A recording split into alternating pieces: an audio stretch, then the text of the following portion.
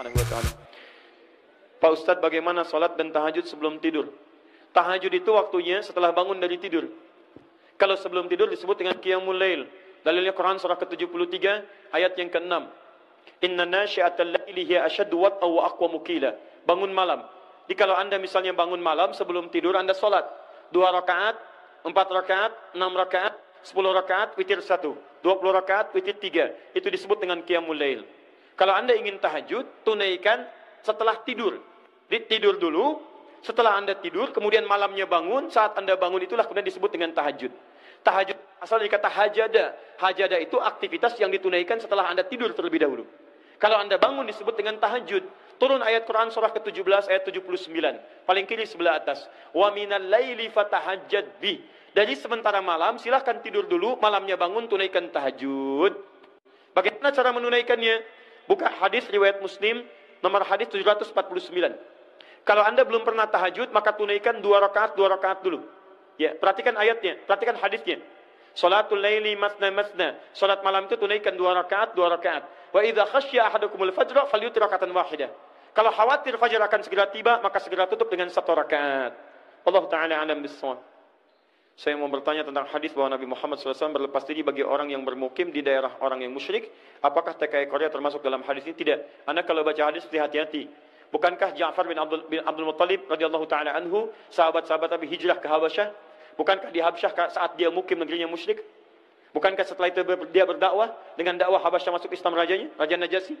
Bukankah Nabi SAW datang ke Madinah? Bukankah di Madinah pada saat itu belum muslim semuanya?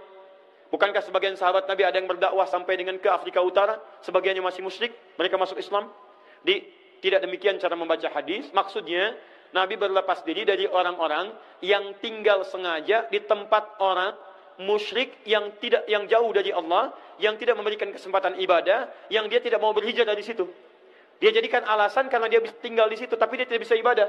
Nah, pada yang seperti ini Nabi SAW berlepas diri dari kehidupannya. Ya, sekali lagi, yang dimaksud hadis itu adalah tinggal di lingkungan orang musyrik, tidak bisa ibadah, tapi dia tidak mau hijrah. Tidak mau mencari tempat lebih baik untuk menunaikan ibadah. Maka yang seperti ini, Nabi berlepas diri dari kehidupannya. Dan di akhirat nanti akan disiksa di neraka dan ditanya oleh malaikat, kenapa kamu tidak hijrah? Itu ada di Quran surah keempat ayat 97 sampai 98. Paling kiri di pertengahan. Ini sudah dijawab. Apa keutamaan seorang laki-laki sholat di masjid? Banyak keutamaannya. Pertama di hadis Muslim, masjidnya saja Anda datang dapat 25 kebaikan. 25 itu jarak 1 ke 2 500 tahun, 2 ke 3 500 tahun, 3 ke 4 500 tahun. Kemudian Anda berangkat dari rumah, Anda berwudu. Saat Anda berwudu sampai ke masjid, maka saat itu Anda dihapuskan semua kesalahan-kesalahan yang kecil-kecil yang dikerjakan sampai Anda berwudu datang ke masjid itu. Yang ketiga, masuk masjidnya Anda mendapatkan pahala lebih daripada orang biasa. Kemudian Anda duduknya dihitung sebagai itikaf kalau diniatkan itikaf.